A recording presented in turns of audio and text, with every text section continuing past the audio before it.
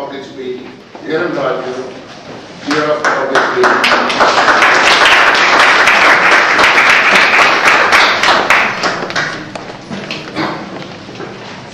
I have a dream that whites and blacks can come together. I have seen the promised land, and this is the promised land. This is a quote from the famous I Have a Dream speech, given by Martin Luther King in August of 1963. But how do these people do it? Well, let me tell you that it's not hard to give a speech, and you don't have to be smart, famous, or talented to present a speech. You just have to know a couple of words. Have you ever been nervous speaking in public? It's okay if you have. It's perfectly natural. But have you ever had to speak in public, whether you were nervous or not? Then you need to learn how to speak in front of the audience before that happens again. And I'm the one who's going to teach you. When you're nervous speaking in front of an audience, your knees shake, your voice quavers, and your throat goes dry. Your mind goes blank. You start rambling and you say things that aren't even true. These are all signs of fear of public speaking.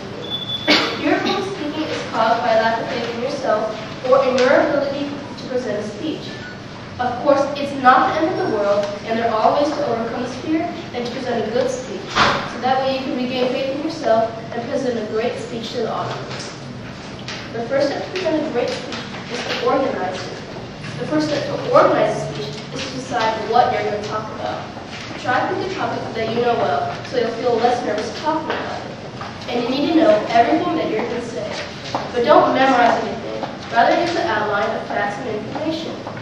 To get an outline, get an introduction, a body, which consists of at least 2 main ideas and 2 supporting details for each main idea, and a conclusion. To get an introduction, remember that the introduction is what leads the audience into the rest of the speech. So if you have a bad introduction, the audience will not listen to the rest of your speech. And a good example of an introduction is a question or a challenging statement. The body knows most of the information in the entire speech, and is what most of the speech is all about. And the conclusion is what ends. So, an example of a conclusion is a summary of the points you have made. With the 3 steps of organizing a speech and an outline, you can easily organize any speech. But organizing a speech isn't all there is to a good speech. You must also prepare it. To prepare a speech, memorize ideas, not words, and recite the speech to yourself or to someone else. Have a backup in case you forget what you want to say, and relax yourself just before you speak. A good way to do this is to take deep breaths. This is good because it relaxes your body by helping your blood pressure to lower and your mind to clear. You need to know what you're going to talk about, who you'll speak to, and under what conditions you'll speak.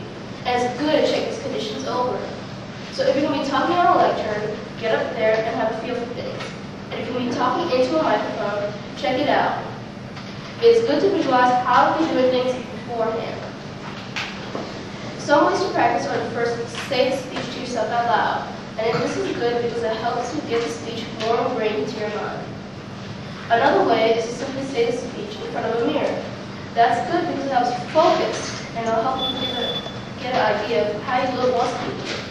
And it also helps you practice eye contact with the audience. One more way to speak is to say it in front of friends, and this gives a good connection between yourself and the real world you're speaking to a group. You can even use a kitchen clock or a timer to practice the speech at home.